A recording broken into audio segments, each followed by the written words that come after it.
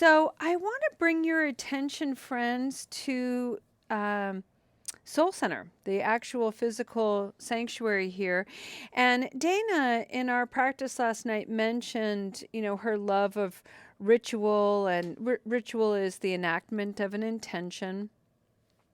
And so I created an altar space for our practice today using the word tokens that I play with a lot during spiritual teachings in classrooms. So, for example, Lo is passing the camera over so you all can see some of the things. And maybe what we'll do, Adrian, so you can see this whole thing, all these tokens, all these different tokens. All right, so let's set the camera down. And then, Adrian, what I'm going to have you do is pick one of the inner tokens. These are called chunks. So would you grab any chunk that you want to and hold it in front of not those are the tokens, the chunks in the center. Yes. Yes, yes. That one, can you all read it? It reads gunk. So the chunks, the pieces of bark, are all the negative stuff. So there's gunk there's ignorance, there's should, there's regret, there's all kinds of different ones. What does that one say? Neglect, crap. There's one that reads crap. And then they're in the center, and then surrounding them are these wood chip tokens. And hold up one of those, Adrian, pick one. So the wood chip tokens. Shout. You want to show another one? Well, do you want me to show the one? Oh, there's one that got a lot of attention when everyone walked in. Yes, show that one. So now I have to. Now, because we're just entertaining our inner adolescent. In case anyone needs to fart. Fart's an important token. That's a good one.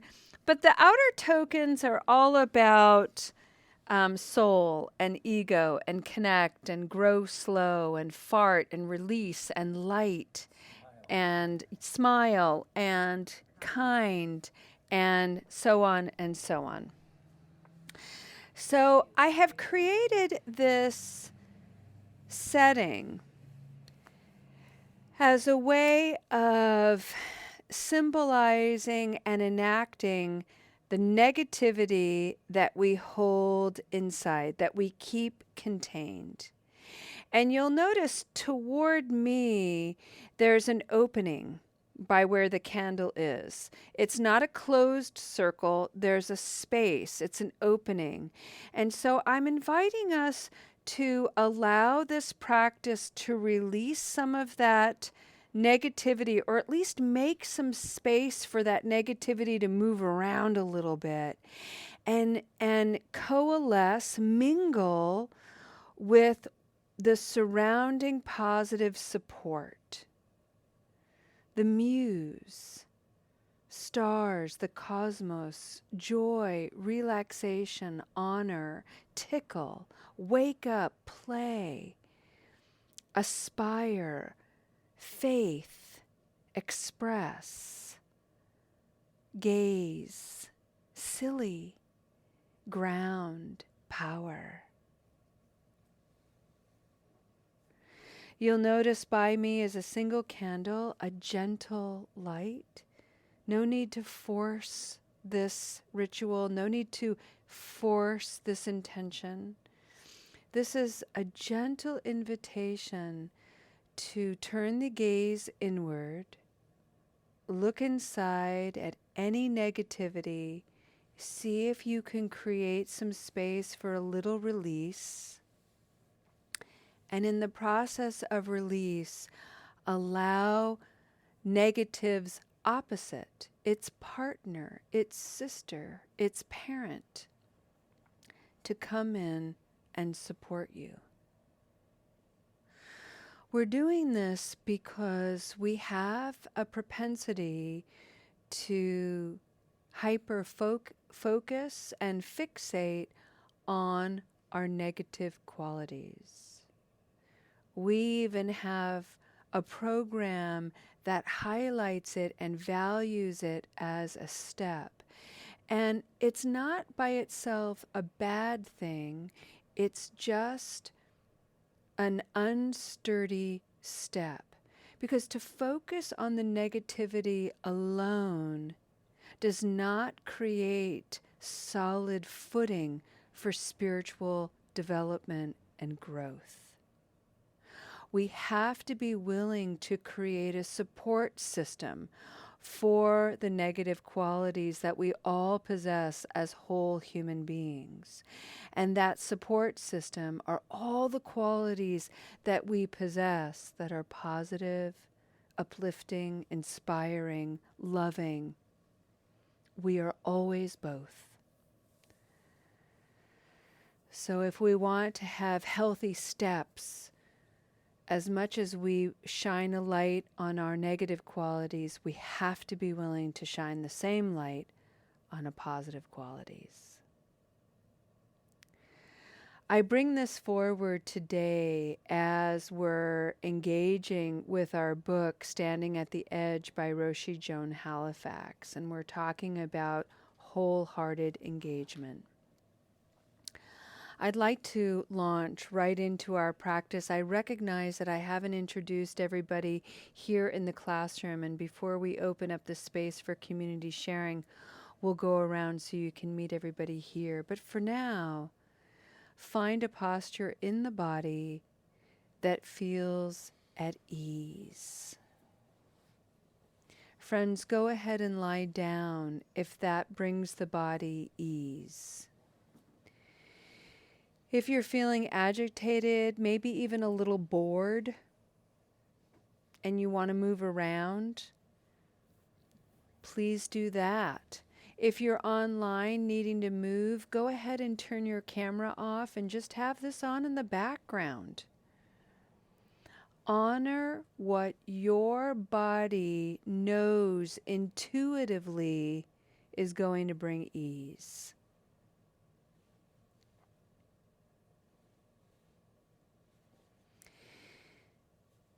My body tends to hold negativity in my belly, in my gut, my solar plexus area, and my sacral chakra area, which is right below the belly button. So just kind of right around the belly button area, a little bit below, all the way up to just beneath the breast line. That area of my belly holds negativity, and it's usually clenched, tight, and a little souring. So when I think about some of those chunks, like lazy, fearful, should, invisible, gunk, distrust, low, brat, silence, lies, ignorance, neglect, shame, false, disappointment. I feel it in my belly. So what I'm going to do for myself is just imagine all of those qualities. Every single one of them I possess.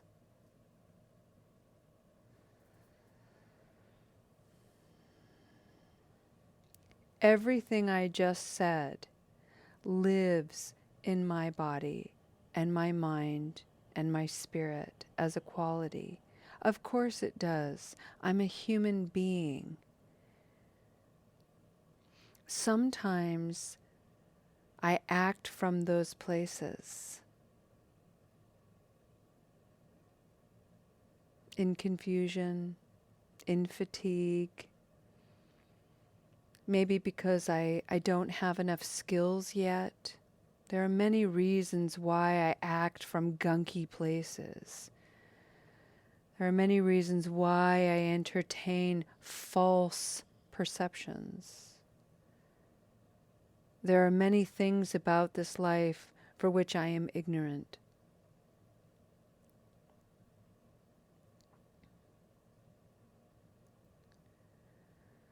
When I practice wholehearted engagement, however, I recognize that although I possess those qualities, they do not define the whole of me. They are pieces of me. And I can decide whether or not I want them in the driver's seat of my life.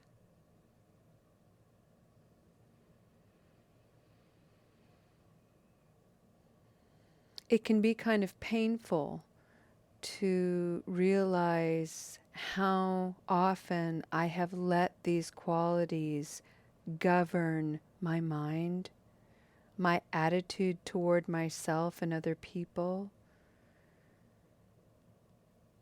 and how they govern my actions.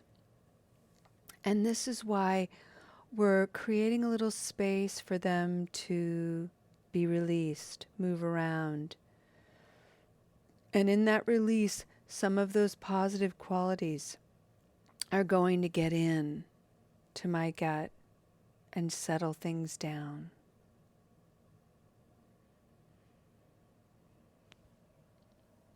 I remember my power. I remember the flow of breath in and out. I remember to smile. I remember to connect to trees. So many positive qualities surround me, support me, are me. Breathing in, breathing out.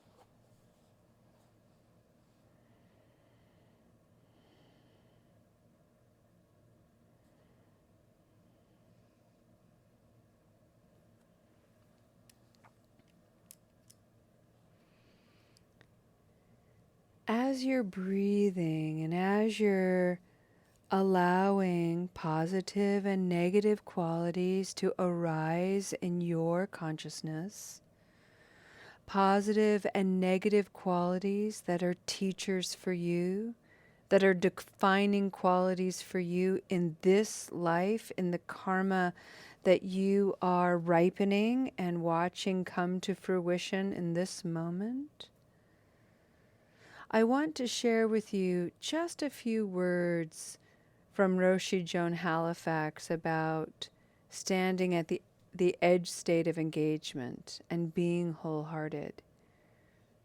I really love what she says here.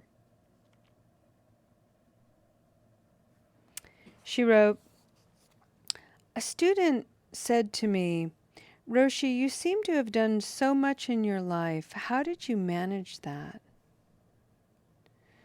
I paused, smiled, and then replied, 'On a good day, I rest a lot.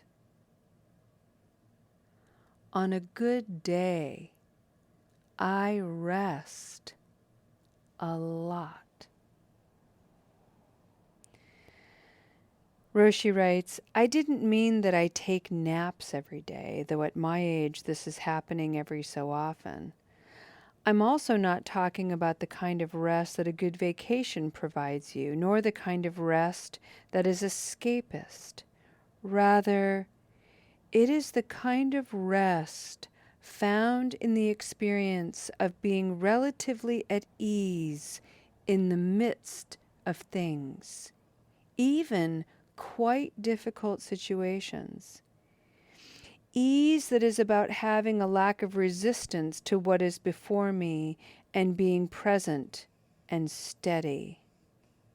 This mix of no resistance and steadiness is something we cultivate in Buddhist meditation. In my own meditation practice, I learned that giving full attention to an object, such as the breath, engenders steadiness and ease, as well as power and rest. When we strengthen these qualities, we can usually meet life with Brother David's wholeheartedness.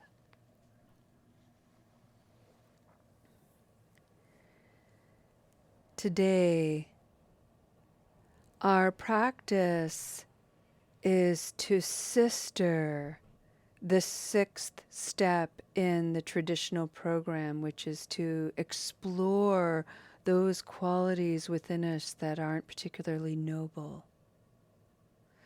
To sister these qualities is to support them, to add strength to them, to add softening to them. Strength to these qualities, not to make them louder and brighter. Strength to these qualities so that we don't allow ourselves to distort them. So, for instance, when I'm working with falsehood, my capacity to have false perceptions and stories, to support that story, to strengthen that quality, isn't to make it bigger and more dominant. It is to surround it with curiosity. Look at that perception that I'm entertaining. Is it true? Is it helpful? Is it kind? Where does it come from? The strength that I'm creating is the cultivation of a little bit of space around it, so that it doesn't have to become so dominant, so oppressive, so negative.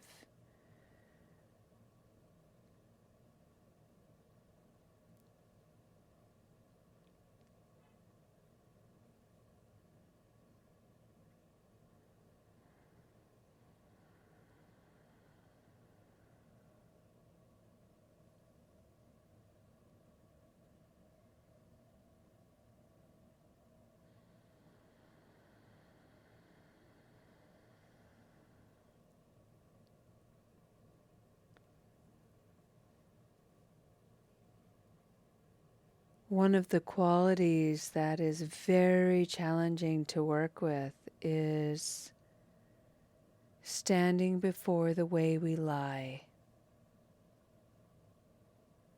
We lie to ourselves, we lie to other people.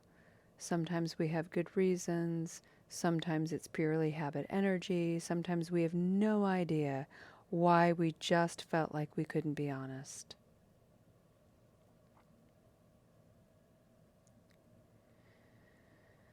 When I'm really tight and stressed about my capacity as a human being to lie,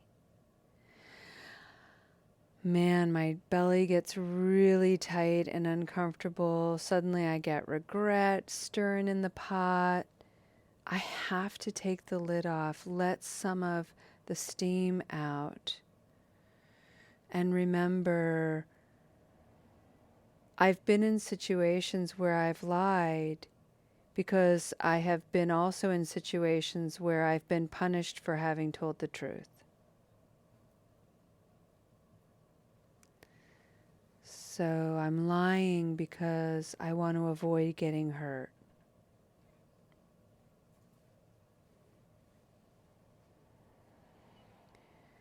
I've lied in my past to my kids because As a parent, I determined that they were not old enough yet, did not have enough life experience yet to have the whole truth.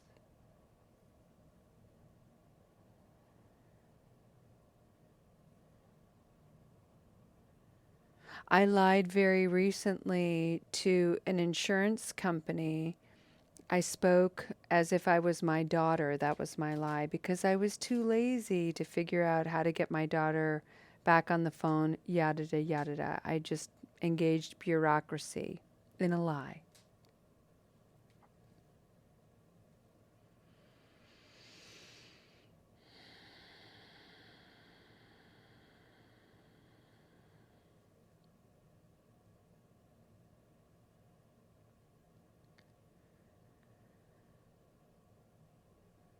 When we keep the lid on these negative qualities and keep it tight, we begin to distort these qualities and give them more power than they deserve. For instance, if I held on to those lies and those actions, I could easily label myself as a liar, which is a distortion. I have the capacity to lie. I have my reasons for it. I'm in awareness. Sometimes I'm skillful about it, sometimes I'm not. Does that make me a liar, as if that's all I am?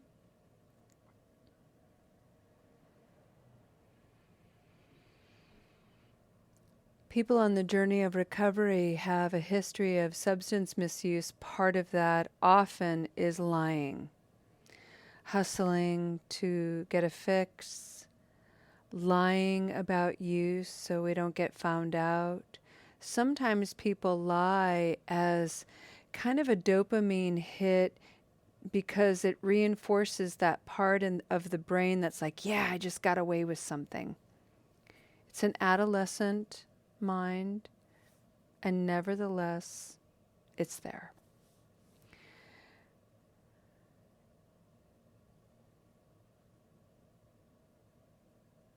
How can we take the lid off of it so that we stop telling ourselves a story? I'm such a liar. I'm such a terrible person. How can we sister and support that quality that isn't skillful but still has the capacity to mature?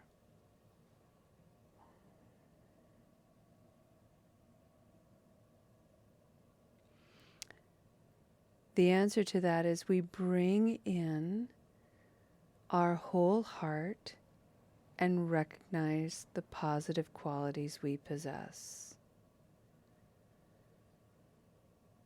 There's intelligence, there's awareness, there's spark and light, there's truth and trust. There's saddha, which is faith in Buddhism.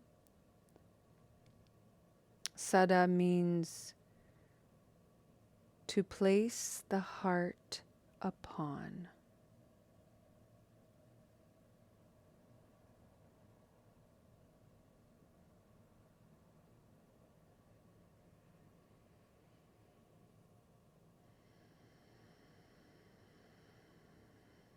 To cultivate faith in a Buddhist practice is to cultivate the quality of confidence. To cultivate the quality of confidence, my friends, is to lead with the heart. To lead with the heart is to understand what makes you a whole human being. Open it all up. Create a lot of space. Observe your qualities, both positive and negative. Allow them to be as they are.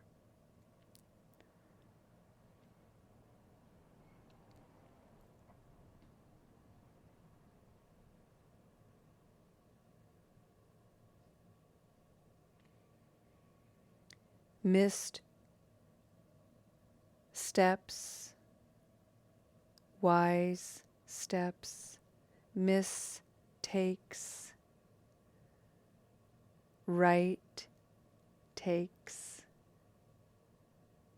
both.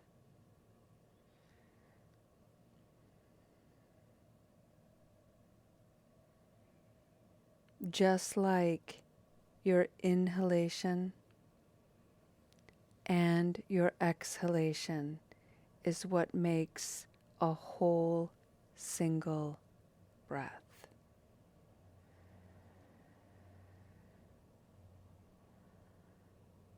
Breathing in, I am my negative qualities. Breathing out, I am my positive qualities too. Breathing in, opening up space.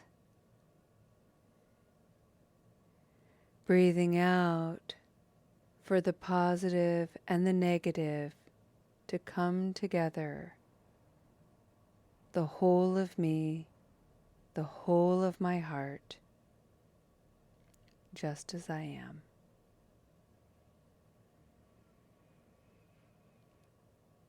Breathing in, breathing out.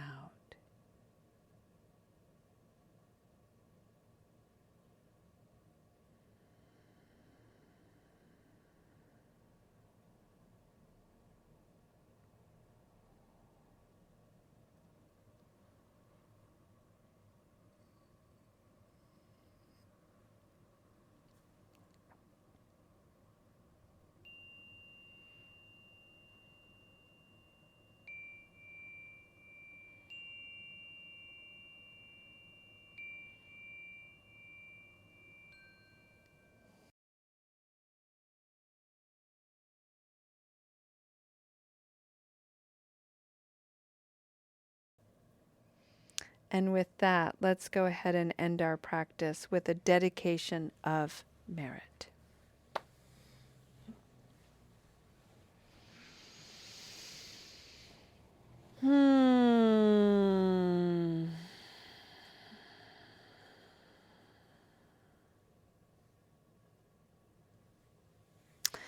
The legend of the Buddha, the legend of Siddhartha Gautama, paints a human being that was absolutely spiritually brilliant. This human being understood that as a human being, our very core nature is to seek pleasure and avoid pain. All beings want to be happy, safe, and at ease. No beings want to experience physical pain, fear, depression, anxiety. So as we explore the nature of that reality, it makes sense that any time we engage with something that gives us a sense of pleasure, even temporarily, we want more of it. And we want to avoid anything that's negative associated with it. This is what the Buddha shone a beautiful light upon for us to look at, how this manifests in our own actions, in our own thoughts. And then he did something extraordinary. He said, I know, I'm going to create a whole bunch of practices that flips this around, and I'm going to invite practitioners, including myself, to sit with everything I've been trying to avoid. And to sit with it as a loving parent, as a kind friend, as a sensual partner, as a loyal and devoted companion. And I'm going to look at everything right next to it that brings me pleasure with a little bit of neutrality, a little bit of, oh yeah, that's good. And I'm going to partake in that, but not too much. The middle way. Moderation, mindfulness. When we begin to practice this, and why I bring this forward, is we begin to understand why this is referred to as a gem, the three, or a jewel, the three jewels of Buddhism: the Buddha, his teachings, the Dharma, and the community that's practicing together, the Sangha. As we're practicing, we realize the preciousness of this treasure alive in everyone here, including us. We gain so much benefit from it. And then it's very humbling to go into the day and realize just how few people know about this, have access to it, engage it as a practice. May that be a motivation for you to keep showing up. Keep shining this gentle, bright light upon the things that you would rather avoid. Learn from them, mature them, heal them, parent, sister, mother, father, brother, friend, these qualities. And in that place of transformation and strength, may you go out into the day, and may your presence be something that radiates safety, peace, possibility, joy, forgiveness, compassion, love